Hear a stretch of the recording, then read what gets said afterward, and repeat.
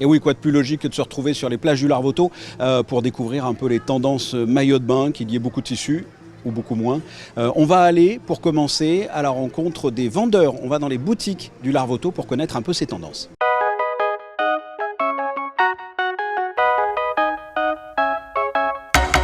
Alors, l'année dernière, ce qui était bien plus présent, c'était des formes donc unies principalement. On voulait surtout se cacher ou plutôt profiter de la mer. Là, on voulait vraiment pouvoir se reposer.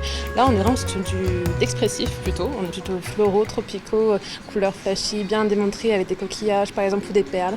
Et les femmes sont plutôt du genre à se mettre en valeur. J'ai autant des personnes qui vont vouloir avoir un petit maillot, le brésilien, le string, un maillot qui couvre pas beaucoup, comme je vais avoir des personnes qui ont exactement le même âge mais qui sont plus conservatrices et qui vont vouloir avoir vraiment une culotte européenne qui vont bien couvrir avec un bon maintien au niveau du soutien-gorge et qui va vraiment couvrir la poitrine. Voilà quelques informations concernant les tendances maillot de bain. On va maintenant demander directement aux personnes concernées et intéressées, les baigneurs ici sur la plage.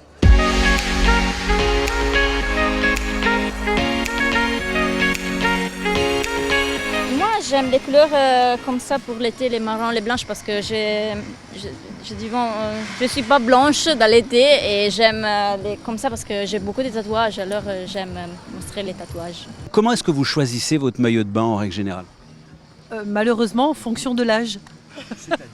C'est-à-dire que j'ai plus de 40 ans maintenant, c'est les culottes taille haute, les soutiens-gorge qui tiennent bien. À l'âge de ma fille, je choisissais selon les mouvances et les modes.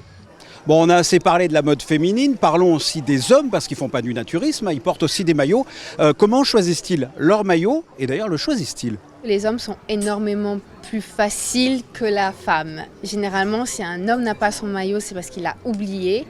Et si un homme achète un maillot, c'est qu'il est avec sa femme et qu'elle veut lui acheter un maillot de bain. Mais généralement, quand ils sont en couple, c'est souvent la femme qui choisit le maillot de bain pour l'homme. Nous avons le pouvoir, on va dire.